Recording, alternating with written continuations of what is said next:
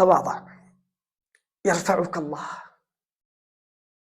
أجمل ما تسمع عن التكبر وعن الكبر، فالله بعلوه واعتلاه يحب المتواضعين.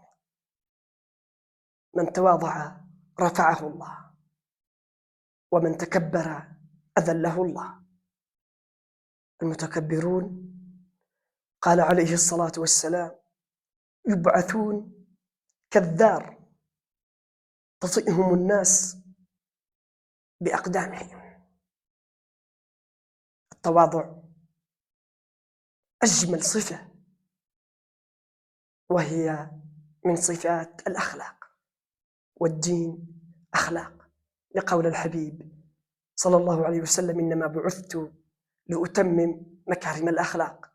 وصاحب الخلق يبشره النبي صلى الله عليه وسلم بأعلى الدرجات في الجنان. هذا رجل في عهد النبي صلى الله عليه وسلم كان جالس بجواره، فأتى رجل فقير، فلما شاف النبي صلى الله عليه وسلم جالس واحد من المسلمين جالس بجواره، أراد الجلوس مع النبي صلى الله عليه وسلم، جلس بجوار ذلك الرجل. كان هذا الرجل غني، ملابسه أنيقة وفخمة وغالية في الثمن، وذاك فقير ملابسه ممزقة وبالية ورخيصة. فلما أراد الجلوس بجواره التصق ثوب ذلك الفقير بثوب الرجل الغني. فلما شاف الرجل الغني أن ثوب الفقير التصق بثوبه أبعد ثوبه عن ثوب الرجل الفقير.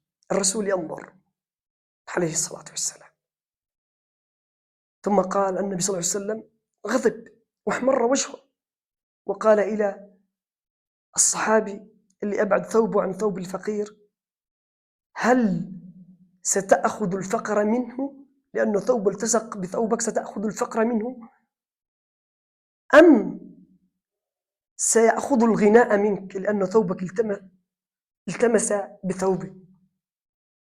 ذلك الصحابي تحس بالذنب واعترف. الإنسان يخطئ أحيانا ويذنب ويغتر ويتكبر.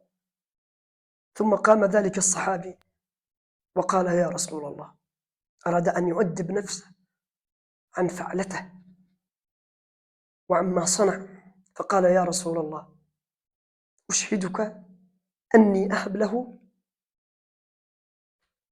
نصف مالي أو ثلث مالي. النبي صلى الله عليه وسلم نظر إلى ذلك الصحابي وقال: أتقبل؟ ومن شروط الهبة أن يقبل الموهوب، وأن الموهوب له، وأن يكون حاضرا، وأن يكون الواهب هذا الشيء يملكه، مو ملك غيره يستطيع التصرف فيه. فقال النبي صلى الله عليه وسلم إلى ذلك الصحابي: أتقبل؟ قال: لا. تعجب النبي، سأل: لما لا تقبل غنيمة مثل هذه؟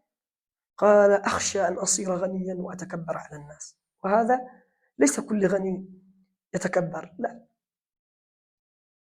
إنما الإنسان أحيانا يغتر ويتكبر. إذا أعطاه الله قليل من المال فاغتر وتكبر دخل في هذا الصنف. أما إذا تواضع ضاعف الله له أجرين.